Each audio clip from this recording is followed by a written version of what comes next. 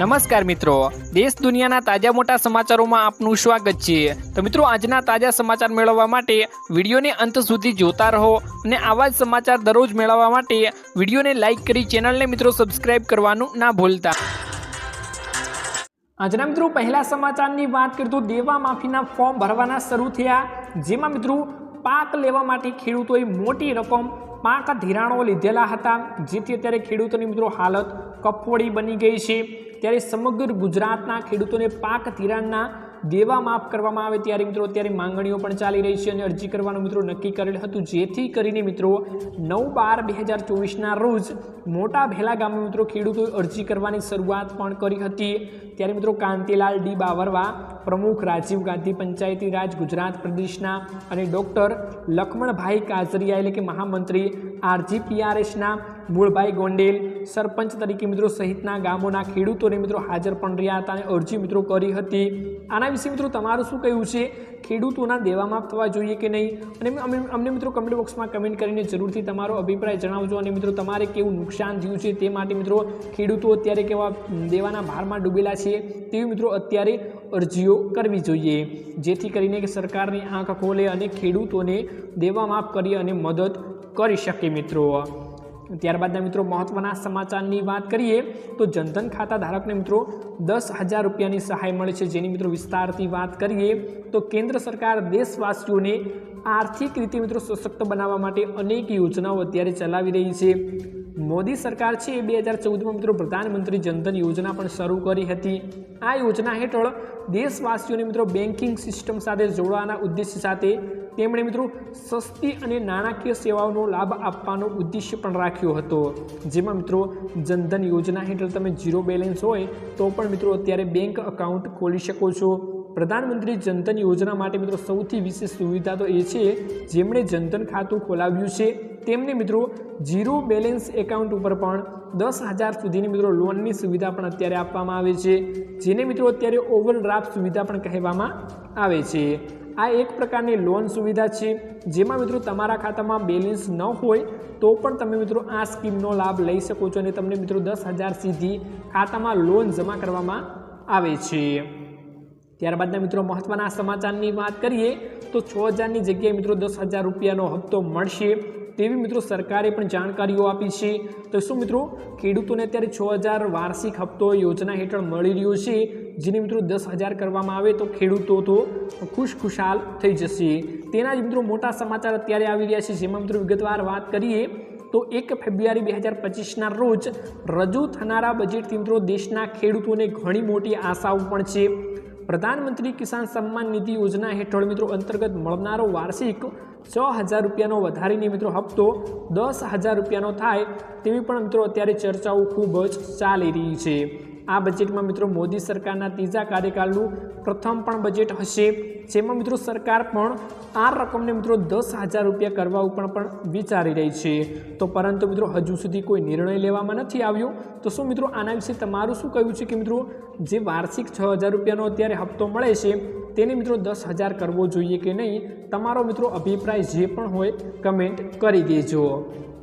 ત્યારબાદના મિત્રો મહત્વના સમાચારની વાત કરીએ તો અત્યારે મિત્રો આવાસ યોજનાને લઈ મોટા સમાચાર આપણને સામે મળી રહ્યા છે, જેમાં મિત્રો વિસ્તારથી વાત કરીએ તો પ્રધાનમંત્રી ગ્રામીણ આવાસ યોજના હેઠળ મિત્રો નવા લક્ષ્યાંકો નક્કી કરવા માટેનું સર્વે કામ મિત્રો 10 જાન્યુઆરીથી મિત્રો શરૂ કરવા જઈ રહ્યું છે, એટલે કે શરૂ કરવામાં મિત્રો આવી ગયું છે। આ માટે મિત્રો મંગળવારે તમામ સર્વેયરોને તાલીમ પણ આપવામાં આવી હતી। સર્વેયરોની મિત્રો કામગીરી માટે મહિનામાં મિત્રો પૂર્ણ કરવાનો લક્ષ્યાંક રાખવામાં આવ્યો છે, જ્યારે મિત્રો સર્વે બાદ તમામ પંચાયતોમાંથી મિત્રો લાયક લાભાર્થીઓની યાદી તૈયાર કરવામાં આવશે અને ગ્રામ વિકાસને મોકલવામાં પણ મિત્રો આવી જશે। અહીંથી બ્લોક મુજબ તૈયાર કરેલી તમામ યાદીઓ મુખ્યાલયને મોકલવામાં આવશે।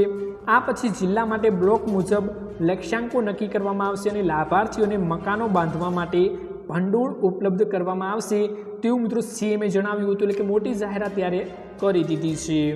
ત્યારબાદના મિત્રો મહત્વના સમાચારની વાત કરીએ તો ગામડાઓ માટે પણ ખુશખબર આવી ગઈ છે. ગામડાઓને મોટી ભેટ મળવાની છે, જેની મિત્રો વિસ્તારથી વાત કરીએ તો સરકારની ગામડાઓને મોટી ભેટ જાહેર કરવામાં પણ આવશે, જેમાં હવે ગુજરાત રાજ્યના ગ્રામીણ વિસ્તારોના ઘરોને મિત્રો હવે સ્માર્ટ હોમમાં રૂપાંતરિત કરવામાં આવવાના છે, જેમાં મિત્રો ગુજરાત સરકાર દ્વારા માર્કેટ કરતાં પણ સસ્તા દરોએ મિત્રો ઉચ્ચ ગુણવત્તાયુક્ત ઇન્ટરનેટ કનેક્શન મિત્રો આપવામાં આવશે.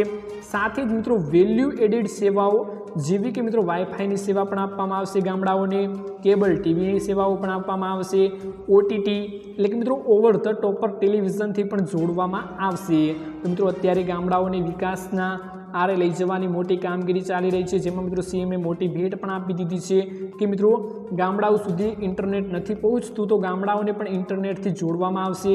અત્યારે બધા ઓનલાઈન કામો ગામડાઓથી થાય તેવી મિત્રો અત્યારે સીએમએ મોટી ભેટ આપી છે, જેમાં મિત્રો જણાવ્યું કે જેથી કરીને ઓછા દરે ઇન્ટરનેટ ગામડાઓને અને ઘરો સુધી મળી રહે, ત્યાંના યુવાનો ગેમિંગનો આનંદ મેળવી શકે, સાથે સાથ ઓનલાઈન કામો પણ ગામડામાંથી થાય તેવી મિત્રો સીએમની મોટી ઉણપ છે. તો આ મિત્રો બધું સીએમ દ્વારા અત્યારે કરવામાં આવી રહ્યું છે. સીએમની મોટી ભેટ મિત્રો ગામડાઓને મળશે. આના વિશે પણ મિત્રો તમારું શું કહેવું છે કે ગામડાઓને આવી ભેટ મળવી જોઈએ કે નહીં?